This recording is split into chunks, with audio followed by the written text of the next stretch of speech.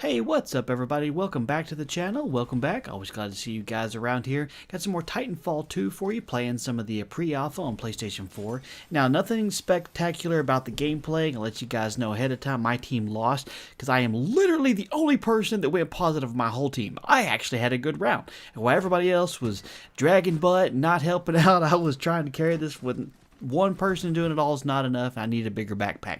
But that is not the purpose of the video.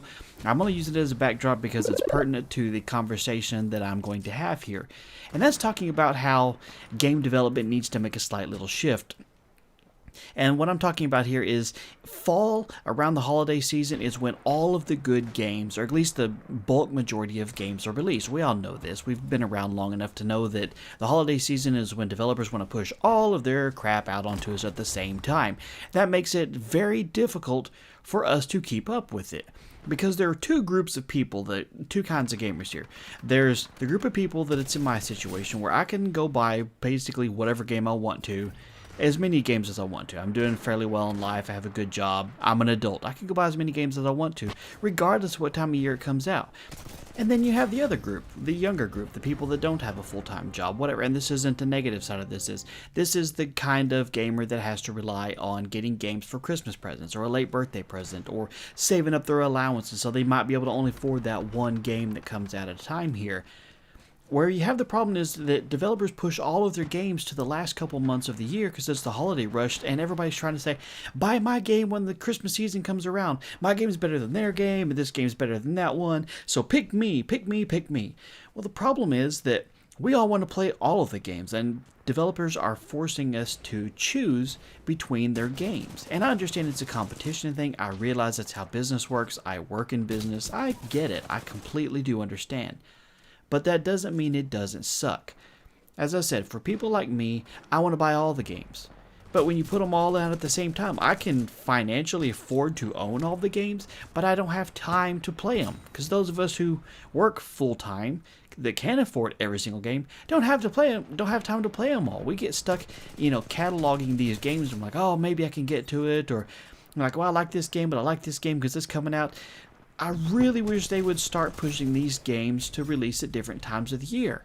Because even with the second group of gamers that have to rely on getting it as Christmas gifts or a holiday gift or saving up their allowance or whatever, chances are they're only going to be able to afford one gift. So now it's just like, well, I really want to be able to play this game, but I can only afford it, and so I have to wait until blah, blah, blah to play it. And so they end up getting pigeonholed into playing just one or two games instead of having, major releases spread out all throughout the year.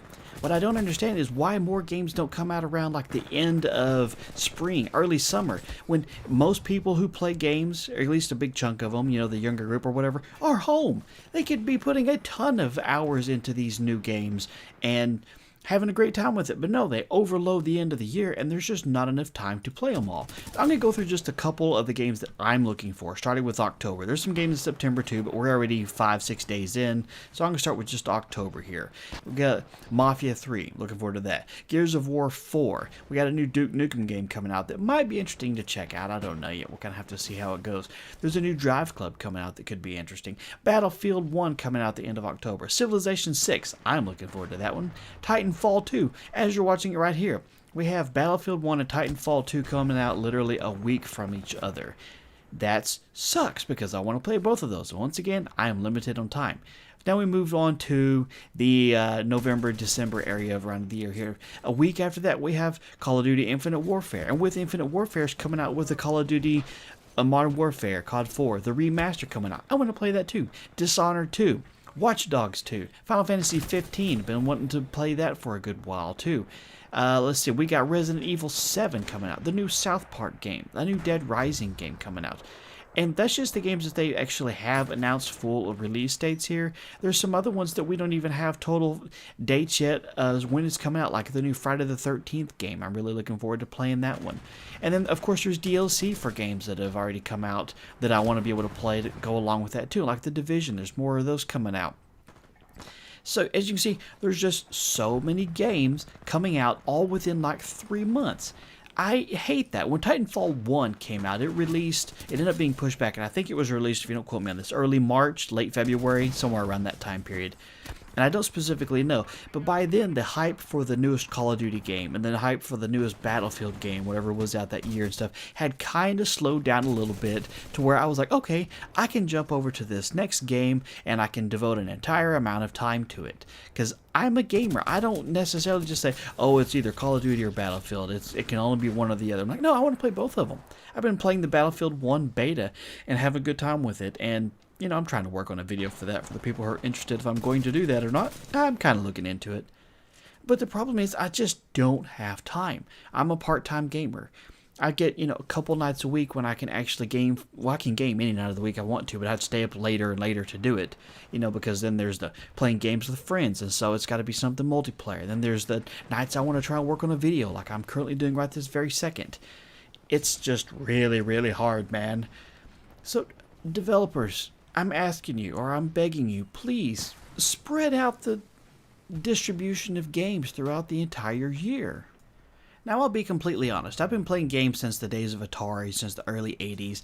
But the honesty part is I don't know how the release cycle went back in the days of NES and when the Genesis came out that was competing, and then Super Nintendo and those days there. I don't remember if it was really heavily laden at the end of the year or not. I know I had a better chance of getting games at the end of the year, or my birthday, which is in September, and, you know, maybe the rare holiday, or if I saved up my allowance for the new Mortal Kombat game that's coming out, and, you know, I was just really hyped for it. But I don't remember specific release dates of like, oh, okay, well, every October, November, December is when all the games come out, and the rest of the year is just desolate with, you know, indie games and things of that nature. So I can't say this has been like that way forever or not. I don't know. But I know that for the biggest long period of time, for the last 10 to 12 years of playing games, especially when it gets more and more to digital distribution, where you're able to just download games instead of buying a physical disc, it seems like there's just more and more and more games being pushed towards the end of the year, trying to go for that holiday rush.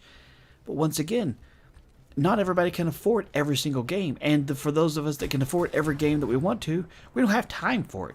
And honestly, if I'm playing a lot of these games on PC, I don't have enough hard drive space for them. When you got games clocking in anywhere from 25 to 50 gigs, if I download 4 games, I mean, I'm looking at, 150 to 200 gigs of space just sitting there. So what I end up doing is having my Steam library sitting there with like all these games I've purchased and can't install them yet because I don't have room. So I have to just pick and choose. And yeah, I know I could upgrade to a bigger hard drive, but once again, that's money. I have a 500 gig hard drive in there now.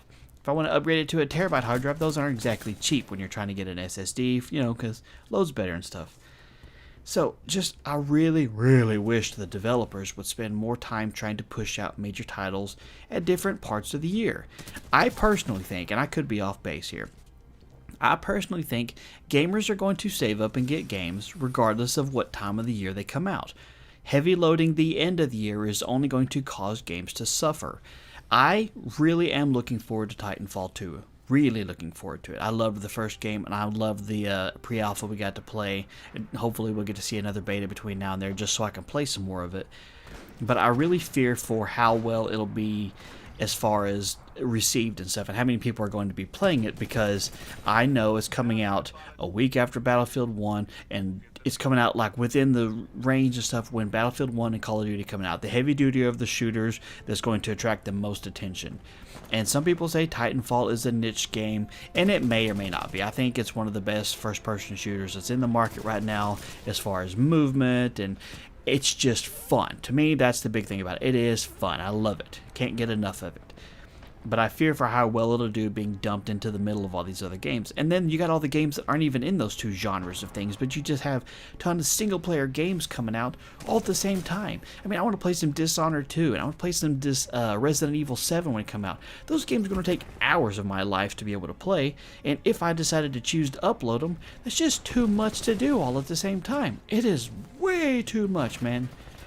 So I'm begging you, any developers that for some reason stumble upon this and decide you want to help out, think about the rest of the year, man. April is a desolate month, and from there until about August, we really got a whole lot of nothing. So anyway, that's the end of the video. I would love to hear your thoughts and opinions on this, and do me a favor and smash that thumbs up button if you enjoyed it, and subscribe for some more. You guys have a good one, and I'll talk to you later.